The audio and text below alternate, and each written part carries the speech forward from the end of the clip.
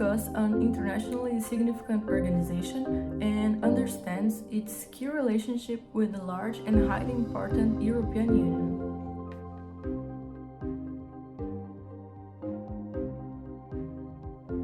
The General Agreement on Tariffs and Trades of 1947, commonly known as GATT, resulted from the need for an organization capable of organizing, facilitating, and regulating trade negotiations. Given the trade issues of the early decades of the 20th century, which led to increasingly complex interactions between countries. GATT established a system of internationally recognized trade rules characterized by a multilateral perspective aiming to equalize conditions for all members by reducing discrimination, protectionism, custom barriers in the international trade landscape. The GATT evolved into the WTO to encompass the new paths of international trade, based on the inclusion of services and ideas in addition to tangible goods. Thus, the World Trade Organization emerged in the 50s, comprising of previous trade agreements like the GATT, but also embracing the new and more significant agreements, such as the TRIPS, Agreement on Trade-Related Aspects of Intellectual Property Rights.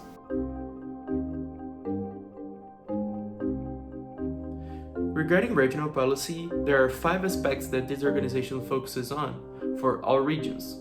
Distinct measures to promote economic growth and improve the quality of life, including the protection of civil society, investments in development of small and medium-sized enterprises, known as SMEs, research and innovation, environmental protection, and logistics.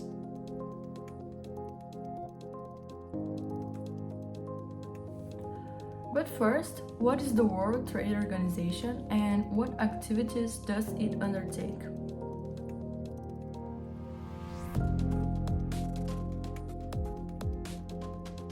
Regarding the WTO, it's important to emphasize that it plays a crucial and central role in international trade. Despite the challenges and difficulties, it's a macrostructure that seeks to ensure equal conditions for its members in trade negotiations, promoting free trade. Currently, most members are developing nations, which provides significant opportunities for promoting their internal and external economic development in an increasingly globalized world.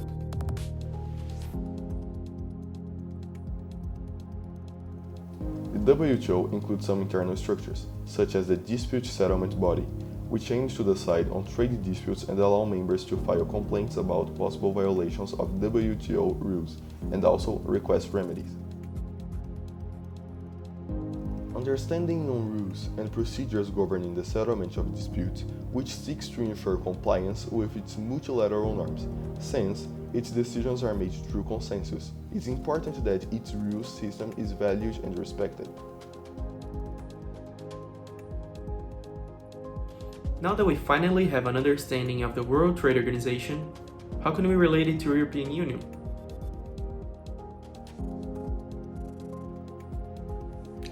Before answering your question, we first need to provide some context about what the European Union is.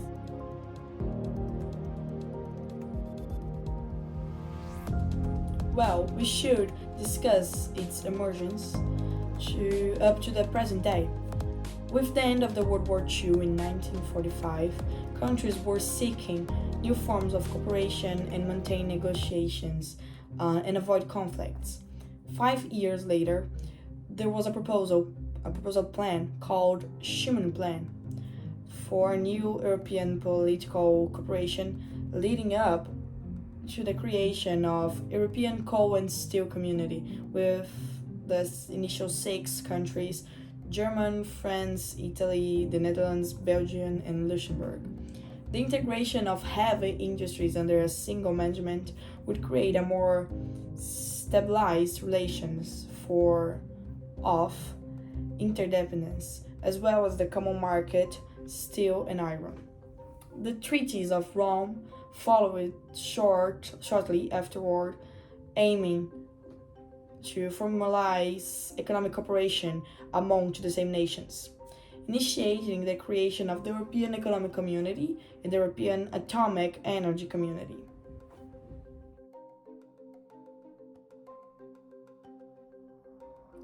The 1960s were marked by significant economic growth, leading to the creation of the European Free Trade Association with the addition of new members.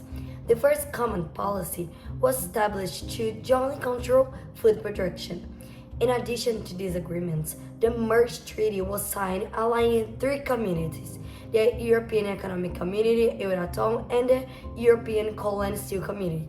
This decade was also marked by the beginning of the Customs Union and the construction of the Berlin Wall. Moving on to the 70s, key points include the accession of new members, the expansion of democracy in certain countries, and the establishment of voting for a European Parliament.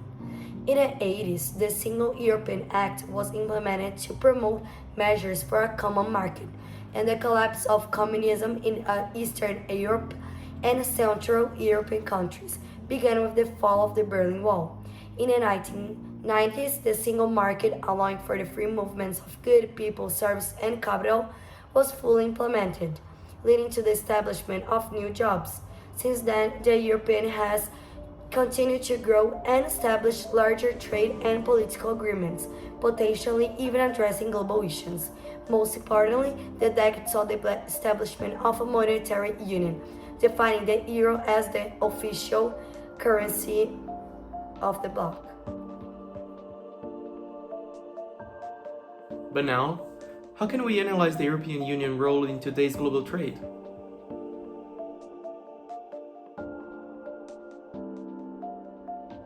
So, the European Union is the world leader in trade in goods and services, and is the main trading partner of 54 countries, including China, United States, United Kingdom, Russia, among others. It's also the main investor and second largest recipient of the direct investment in the world, making it second largest exporter and third largest importer of the goods globally.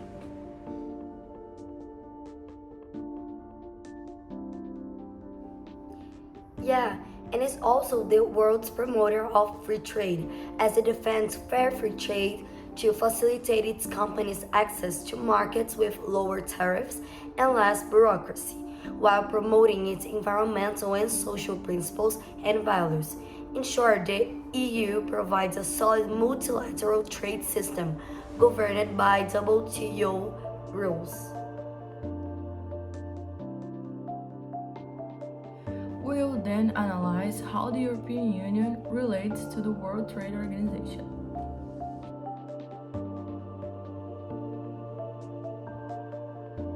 The EU plays an essential role in the development of international trade since World War II. It was consolidated to eliminate trade barriers and promote trade among its members. Since the transformation of GATT into the WTO, the EU has been one of the largest users of the dispute resolution system. The EU has been involved in 202 dispute resolution cases between 1995 and 2022. The EU is represented by the European Commission and has consistently sought to improve WTO agreements. The EU is a key advocate to finding ways to achieve economic growth and advantages in terms of development for all participants and modernizing the WTO.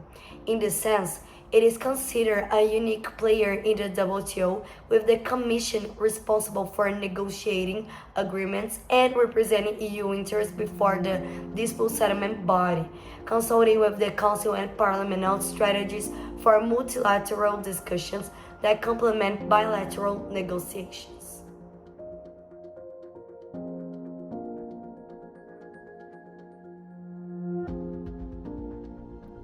Now, regarding the United Kingdom's exit from the EU, the economy became unbalanced, with the decline of the pound sterling. However, the biggest challenges were in the labor relations, as the country ceased to be part of the Union, depriving itself of the benefits present in the bloc and causing deficits in all state chains. The Union and the country reached an agreement for a long-term solution. European Union guidelines within the WTO are following the rules and helping to ensure that others do too. modernizing world trade markets so the European goods, services, and investments can benefit, and adapting world trade rules to the challenges of the global economy. Keep the world trade system fair, predictable, and based on common rules. Make the WTO more open, interacting with other international organizations. Integrate developing countries into the WTO and its already existing decision-making process and the world economy. Strengthen the WTO support for sustainable trade policies worldwide. Basically, the European Union maintains a direct relationship with WTO in terms of understanding its own interests and plays a strong role in utilizing the available mechanisms of the organization, actively participating in proposals and alerts for changes in the WTO. This is done in a view of the need to address, innovate perceptions with the aiming of responding to the importance of regulatory issues related to trade, particularly customs. And the new dynamics of business are no longer about the trade approach of previous years.